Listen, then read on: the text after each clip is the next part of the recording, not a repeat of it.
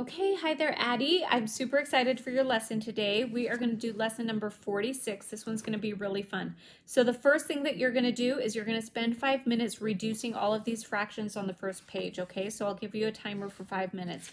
Then after that, we're going to jump right into the lesson. The lesson is going to be great, okay? It goes over decimal numbers, writing decimal numbers in expanded notation. So you've been doing that for whole numbers. Now we're going to take it up a notch and you're going to start doing expanded notation for decimals. So that's going to be pretty straightforward once you get it. I think you're going to do really well with it.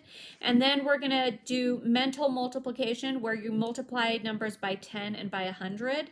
And even complicated numbers like decimals, you're going to learn how to move that decimal point and get those multiplication problems done when you're multiplying by 10 or 100, okay? So get your fractions out. You have 5 minutes to do your fractions. Good luck and have fun. Bye.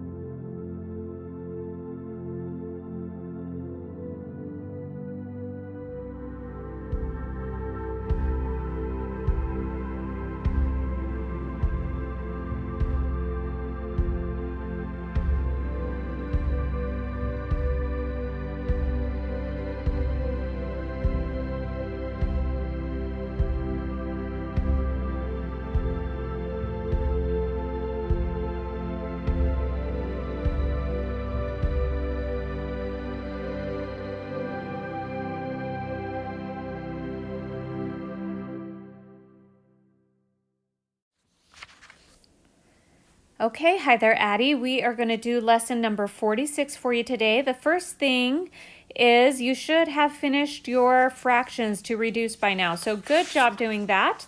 And we're going to jump right into the rest of the lesson. This lesson is super fun because it goes over writing decimal numbers in expanded notation. So that is really cool. And we're also going to mentally multiply decimal numbers by 10 and by 100. So that is going to be awesome. I think anytime we multiply by 10 and 100, we got to be extra careful that we take care of all the place values there. We definitely want to get those right. So this is going to help us to do that. And since we just finished watching this movie, I thought it would be kind of fun to just put in a few GIFs about this movie and stuff. So hopefully you enjoy those as we go along, okay? We're going to start out with mental math. And the first thing for mental math is we're going to count by 12s from 12 to 108, okay? And I put this all of this little stuff underneath it. So hopefully it'll be a little bit easier for us to do these problems, because when you count by 12s, you're basically just adding 12 to each number, or you're doing your multiplication facts, okay? So for example, 12 times 1 is going to be 12, 12 times 2 is going to be 24. So when we count by 12s, we're going to say 12, 24, etc. So let's just try it and see how it goes, okay? So we're going to say 12, 24, 36, 48, 60, 72, 84, 96, 108, and I'm even going to go one step further and do 120. And that's all of our multiplication facts. So when we count by 12s, that's how we do it, okay? All right, let's go on to the rest of mental math. This is going to be super fun, okay? So 4 times 525. And remember on these, one way to do it would be to say, what is 4 times 500? And then 4 times 25, and then add those together, okay? So see if you can get that one right. 4 times 525. I'm definitely going to be going too fast, so go ahead and pause it if you need to, okay? What about the next one? 567 minus 120. Doesn't she look pretty there? What a difference, right? From there to there. Actually, I think she looks pretty in both of them. Okay, C is going to be 38 plus 17. Write your answer. D is going to be $5.75 plus $2.50. Okay. E, what is 1/2 of 950? Write your answer. Look how she's blowing her hair. It's kind of funny. How about F? 2,000 divided by 100. Now, when I do these problems, I realize that, yes, you can move the decimal. Whoops, I didn't mean to do that. But another way to do it is to cross out the zeros that cancel out. If you have a 0 on the top and the bottom in a problem like this, you can just cancel out the zeros, and then you're basically left with your answer. But I won't give you too many more clues. Alrighty, G. So this is the one where we go through it step by step, okay? So let's see if you can do it, and you can watch the foot pop at the same time, okay? We're going to start with the number 9 times 7. Then we're going to add 1. Then divide by 8. Multiply by 3. Add 1. Multiply by 2. Subtract 1. Divide by 7. What is your answer? Okay, you might need to watch that again, so I'll let you rewind it if you need to, and we're going to go on to problem solving. And I hope you are as happy as this, that we're going to go on to problem solving, okay? This one's going to be super fun. It basically says copy this problem and fill in the missing digits. Now, I do want you to notice that there are 3 digits here. We're going to add just a single digit to that third digit, and we're going to end up with 4 digits. So to me, that kind of means that if we're adding like something in the hundreds place and you're going to end up in the thousands place, that this is probably a high number right there. And this is probably going to be, you know, something like that. But see if you can fill in the missing digits and figure that out, okay? All right, pause it there. When you get ready, we're going to come back. We're going to do the new concept. I put a funny joke for you. If I got 50 cents for every math test I failed, I would have $7.20 by now. Okay, now that is pretty hilarious, but I want you to tell me why that's funny. Okay, so maybe write it in your homework. I want you to tell me why that is so hilarious, okay? Or maybe it's not hilarious. Maybe you don't think it's funny. So we're going to go over writing decimals in expanded notation. So this is pretty cool. We have used expanded notation before to write whole numbers. And the values of the decimal places are shown in this table. So it's going to be this very similar to what we did with whole numbers, except this time we're going in this direction past the decimal point, right? So usually we're doing whole numbers in that direction. This time we're going to go this way. Now it's the same concept. So the first space right here is going to be the tenths. Okay, so one space past the decimal is the tenths, and it's shown by this 1/10 there. And then 2 spaces past is the hundredths, is shown by 100ths. 3 spaces past is the thousands, and it's shown by the thousands. So I think that you know that already. So when we write something like 4.025 in expanded notation, it's going to look something like this. So we start with 4 times 1, because let's look back at the table. The 4 is in the ones place. Okay, that's in this place. It's kind of like, let me just write it in here, 4.025, okay? And then I'm gonna erase this now and move this up so you can see this at the same time that you're seeing that table, because I think it is kind of helpful. Okay, so now you can see it all at the same time. If I write this number here in this table, then you can see 4 is in the ones place, so it's 4 times 1 right there, okay? 0 is in the tens place, tenths, like not tens, T-E-N-S, it's tenths, T-H-S with a lisp, right? So tenths is right there, and you notice that we left that part off. There's no 0 here, because when there's a 0, you don't have to include it, because 0 is just serving as a placeholder.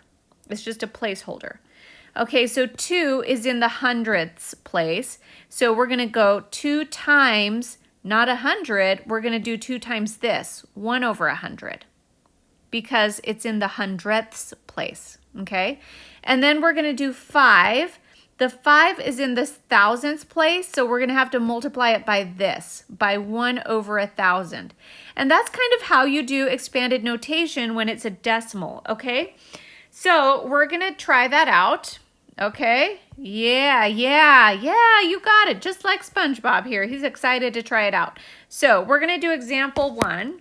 It's write 5.06 in expanded notation. Okay, so we're going to look at the place value. First, the place value for the 5, you notice that that is in the ones place. So we're going to do 5 times 1.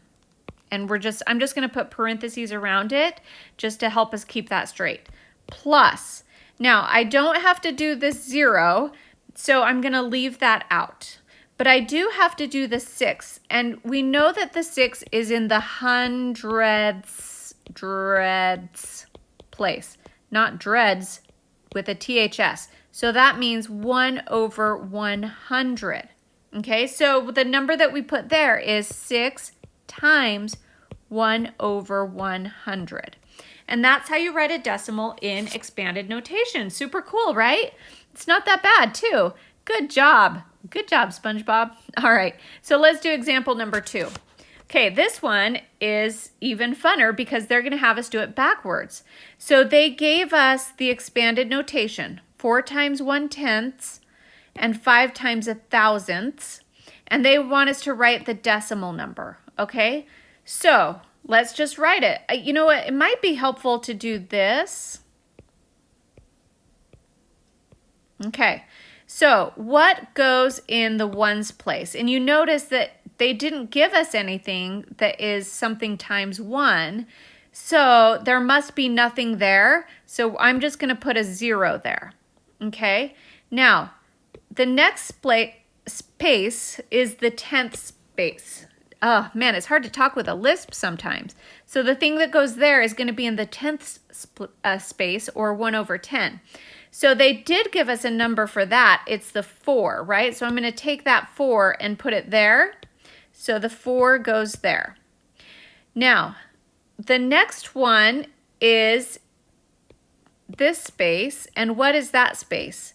That one's the 100th space, because we're basically just adding an extra 0 from that one, right? So if we started with 10, so this must be hundredths. Now notice they didn't give us anything in the hundredths place, so the thing that goes there must be 0.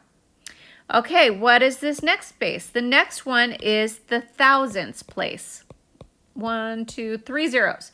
So they did give us something there. It's that 5. So it must be the 5. So that was pretty tricky because of all the zeros, but this is the final answer, and I think you got it.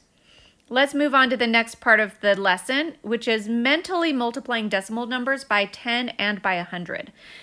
So when you multiply whole numbers by 10 or by 100, you can just figure out the problem in your mind just by adding zeros to the number that you started with. Okay, so if they gave us 24, that's the number that we're starting with, times 10, we can just write the 24, and how many zeros do we add? 1, because there's 1 0 in 10. So the answer here is 240, okay?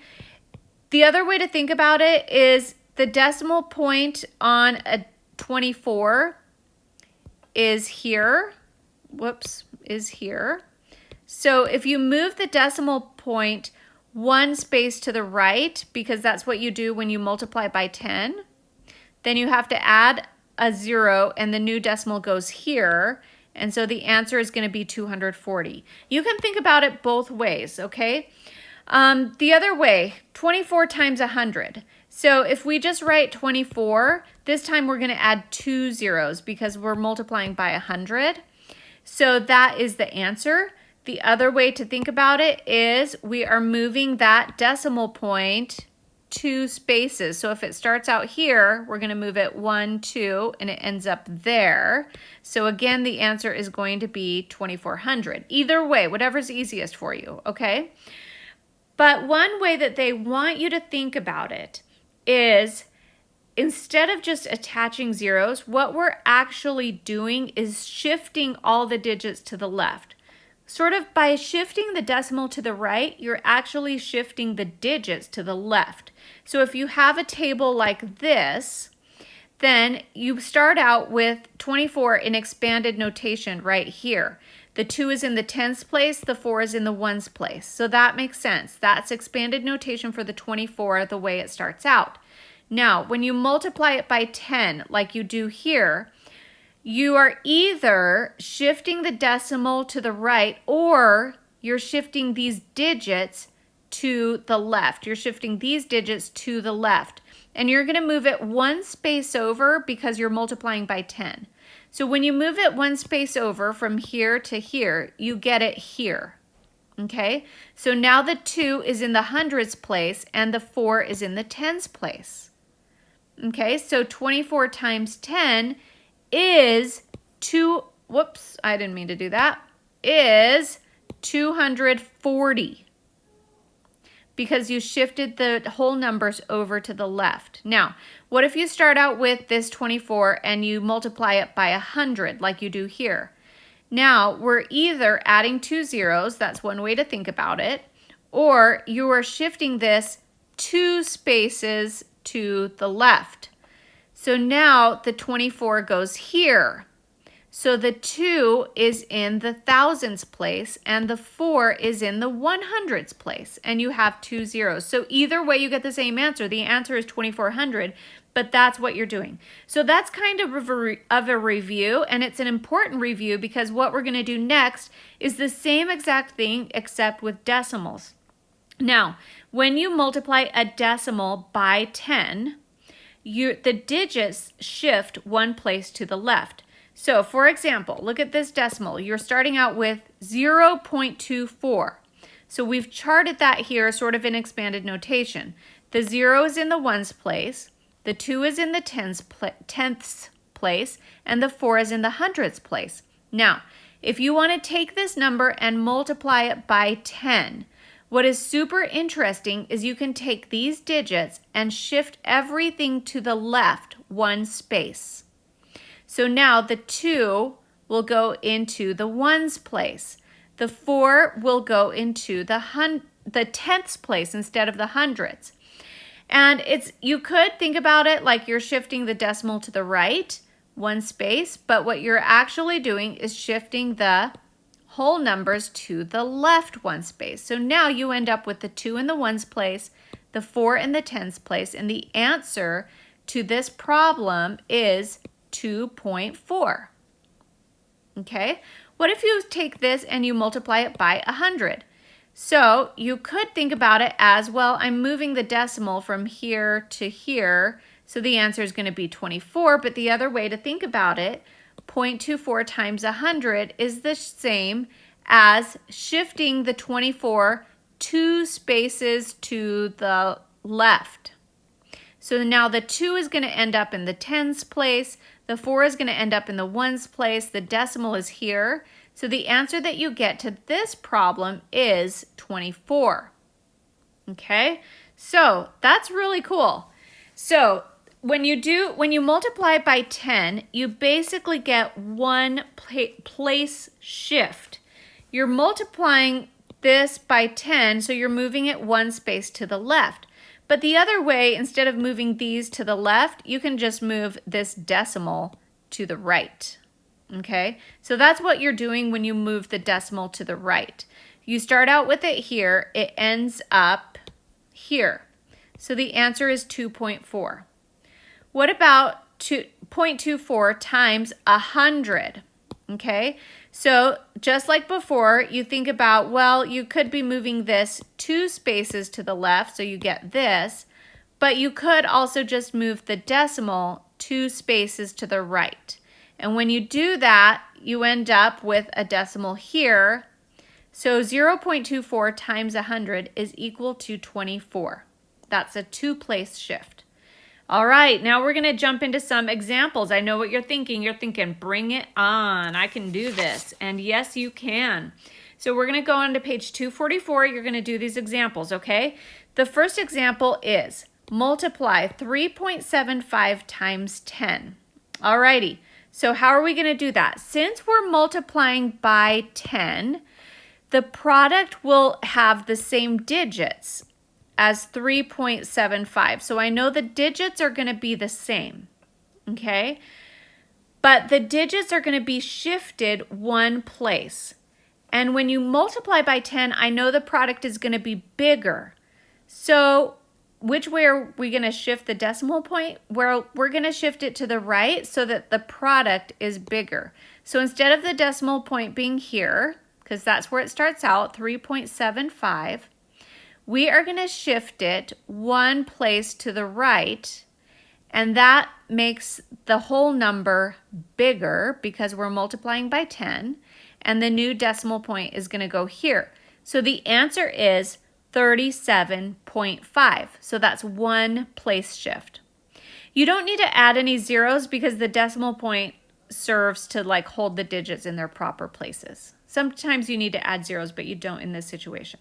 Okay, now let's do the next one. Example 4. I know what you're thinking. Bring it on. I got this. Alrighty.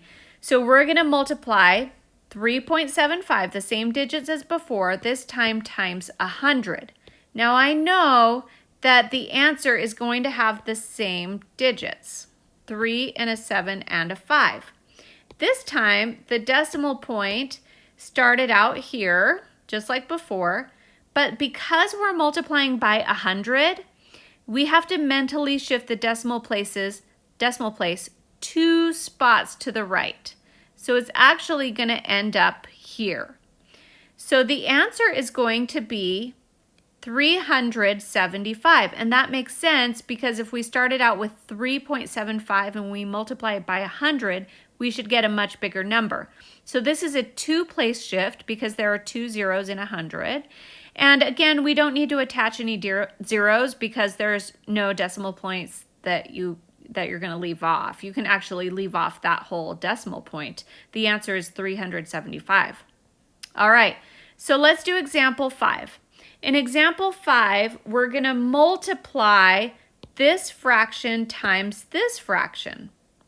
Okay, and if you simplify this fraction, you get 1 over 1. So that makes sense. What we're going to do is we're not even going to change the value of this fraction. We're just going to change those numbers so it's a little bit easier, but the value of the fraction is actually going to not change because we're multiplying it basically by 1. Now you remember when we multiply a fraction, you just multiply straight across. So it's going to be the numerator times the numerator, and you're going to get a new numerator here. So the first part of the problem is, what is 1.2 times 10?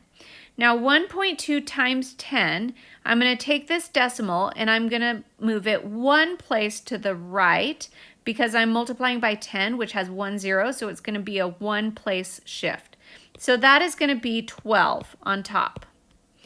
Now, what about the bottom? We're going to multiply it straight across. Denominator times denominator is going to be the new denominator. Now, since we're multiplying by 10, we take this decimal and we're going to move the decimal 1 space to the right because we're multiplying by 10, so we're going to make it 10 times bigger. So the answer here is going to be 4. Now, take a look at this fraction, and can we simplify this even further? Absolutely we can, because we know that 12 divided by 4 is equal to 3. So the answer is 3. So isn't that interesting? The answer to this complicated looking thing is just 3. All right, very good, Addy. Oh, here's like that cute ending to the Princess Diaries because you saw me when I was invisible. All right, Addy, well, you are not invisible. You get to go do your homework, and it's going to be super fun. I think you're really going to enjoy it, and it's not that bad today. So have fun doing your math, okay? Love ya. Bye.